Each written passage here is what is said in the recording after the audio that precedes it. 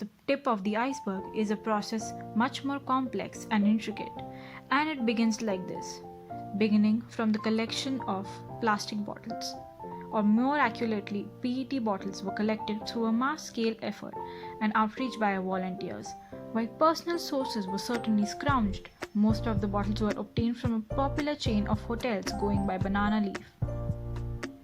Wise old have said, the journey of 1,000 miles begins with a single step, a small insignificant step, yet one filled with unbidden resolve and faith.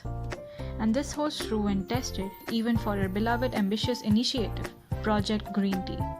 At the surface of it, our idea is simply summarized as a conversion of PET bottles into good-as-new t-shirts through the use of mechanical recycling approach. According to Center for Science and Environment, only 9% of the total plastic waste in the world is recycled. A Central Pollution Control Board report puts the total annual plastic waste generation in India at a humongous 3.3 million metric tons a year. Even this data, as frightening as it is, might be an underestimation. As we speak, 1 billion plastic bottles are being consumed all over the world every minute. India itself produces 500,000 tons of PET waste every year, and due to the increasing use of PET bottles in daily consumption, the amount of waste is going to grow by leaps and bounds.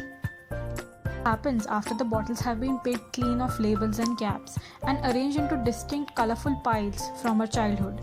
Here comes the fun part. The sorted PET bottles are sent straight to the shredder.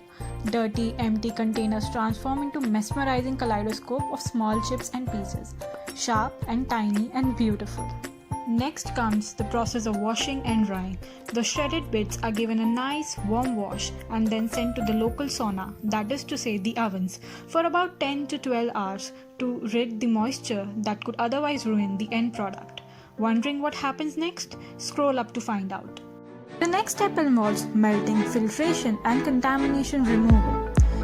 The plastic flakes are then sent through a hot rotating pipe called spinnerets at 270 degrees approximately, where they are passed through a metal powder, a mesh filter and then through a shower head-like disc.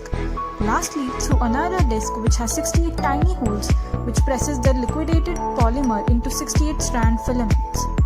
Constant heat is provided so that the polymer stays in liquid state at all times and does not get hard in the middle of the pressing process.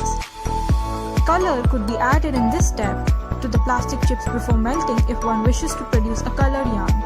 Quality of the yarn would also depend on the quality of the plastic used.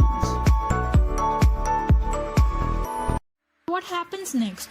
The stretched and bound filaments are then pulled apart mercilessly till it flops up into the fiber that perhaps more accurately resembles clouds and cotton candy.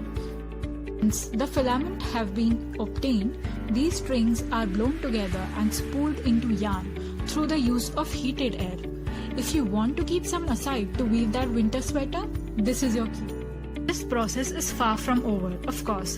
Don't miss our next post to discover what happens next. Finally, armed with an almost concerning ton of fibers, these are combed and carded together to be rolled into long, smooth stretch on a bobbin. Bobbins are cylinders used to hold the thread, yarn and wire, often employed in weaving and machine sewing.